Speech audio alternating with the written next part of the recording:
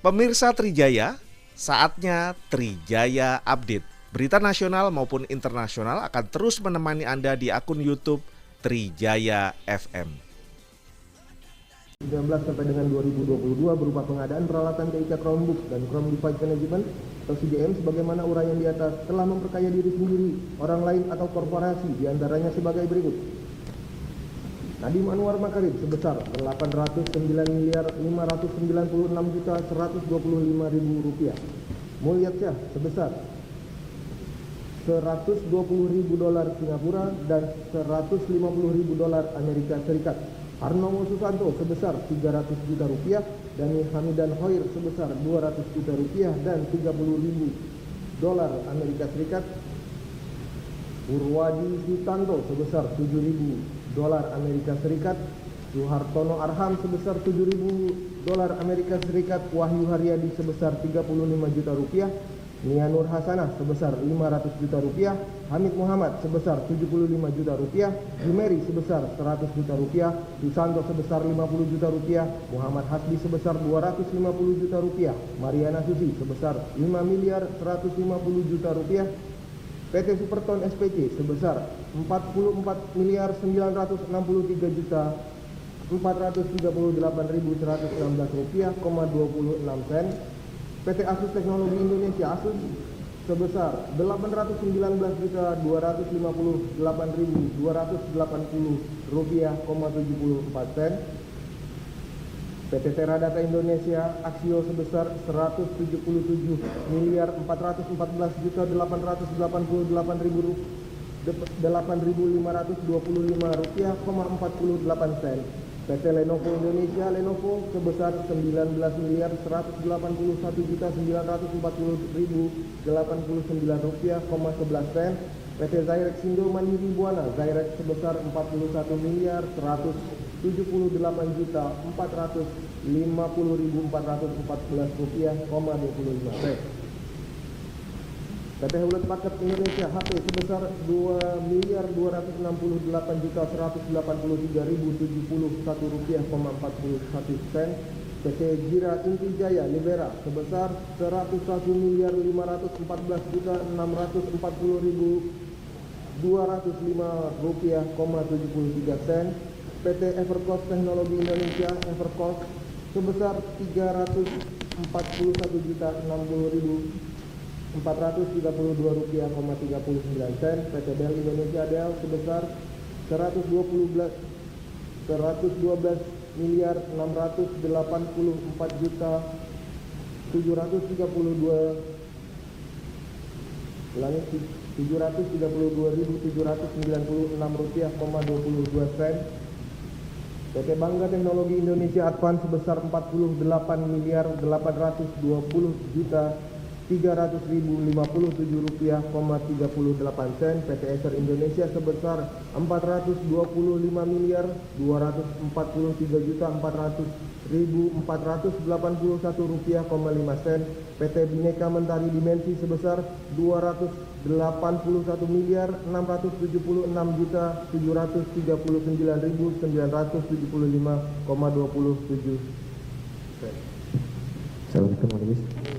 Bahwa terdakwa Sri Wahyuningsi bersama-sama dengan Nadiem Anwar Makarim, alias Anwar Makarim, Ibrahim Arif alias Ibam, Mulyasyah dan Yuristan yang telah melakukan perbuatan melawan hukum dengan mengarahkan verifikasi laptop Chromebook menggunakan Chrome Device Management atau CDM, Chrome Education Upgrade, jadikan Google satu-satunya yang menguasai ekosistem pendidikan di Indonesia. Juga memperkaya Nadiem Anwar Makarim sebesar 809.596.125.000 rupiah yang berasal dari PT Akap melalui PT Gojek Indonesia.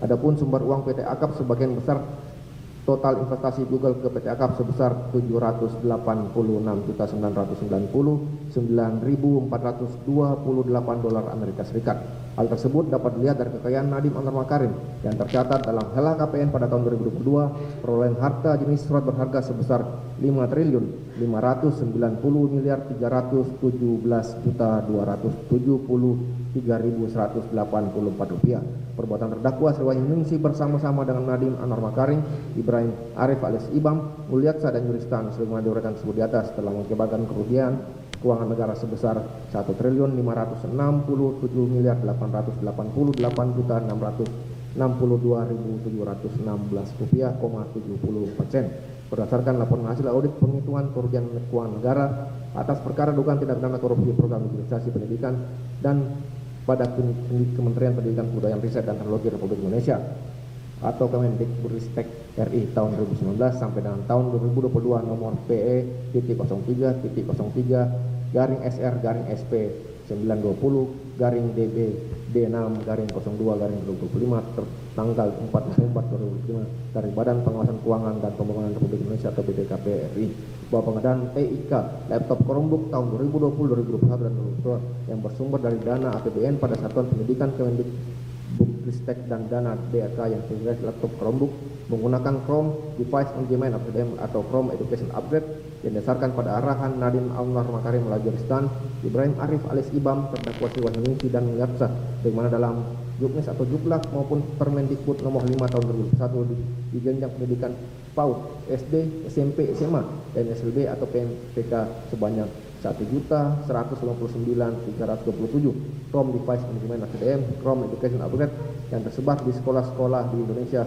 tidak berfungsi, terutama di daerah 3T, sehingga tujuan asesmen nasional berbasis komputer tidak tercapai, serta siswa dan guru tidak bisa menggunakan untuk proses belajar mengajar.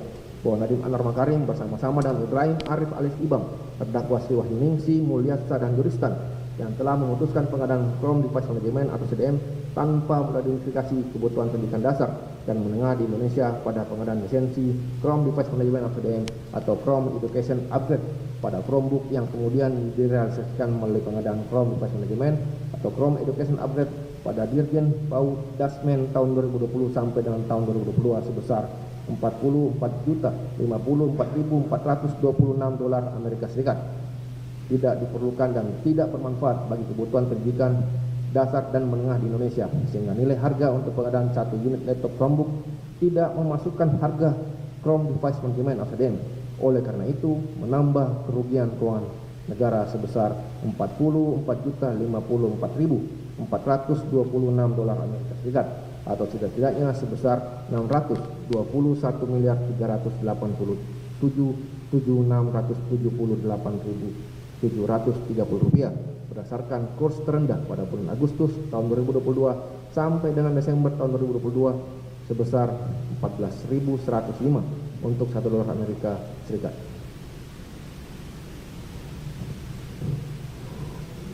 Untuk dakwaan subsidiar, terdakwa